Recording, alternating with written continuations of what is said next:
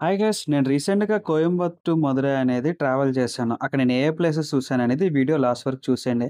ఇంక ముందుగా వచ్చేసి నేను కోయంబత్తు టు మదురై అయితే ఈ న్యూగా ఎలక్ట్రిక్ బస్‌లో అయితే ట్రావెల్ చేశాను.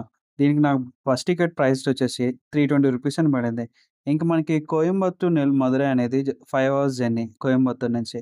ఇంక నేను వన్స్ మదురై రీచ్ అయిపోయిన తర్వాత ఇంక టెంపుల్‌కెళ్ళడం స్టార్ట్ అయ్యాను.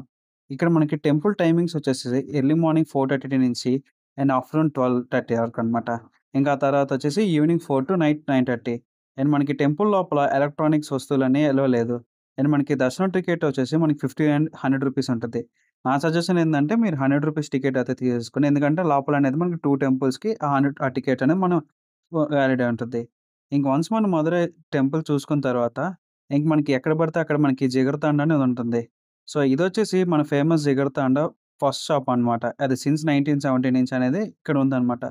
ఇంకా వన్స్ అక్కడికెళ్ళిన తర్వాత అక్కడ ఒక స్పెషల్ జిగర్తాండ అయితే ట్రై చేశాను.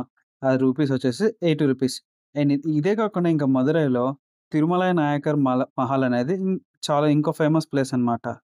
ఇక్కడ ఎంట్రీ టికెట్ వచ్చేసి జస్ట్ ₹10. అండ్ స్వన్ మహల్ లోపలంతా చూసుకున్న తర్వాత ఇంక ఆఫ్టర్‌నూన్ లంచ్ వచ్చేసి ఇంక నేను 80 అయితే చేశాను. ఇంకా వన్స్ ఆ లంచ్ అని చేసేసుకున్న తర్వాత ఇంక నేను రిటర్న్ కోయంబత్తూర్‌కయితే స్టార్ట్ అయిపోయానన్నమాట. Okay guys that's it for today. See you in the next vlog.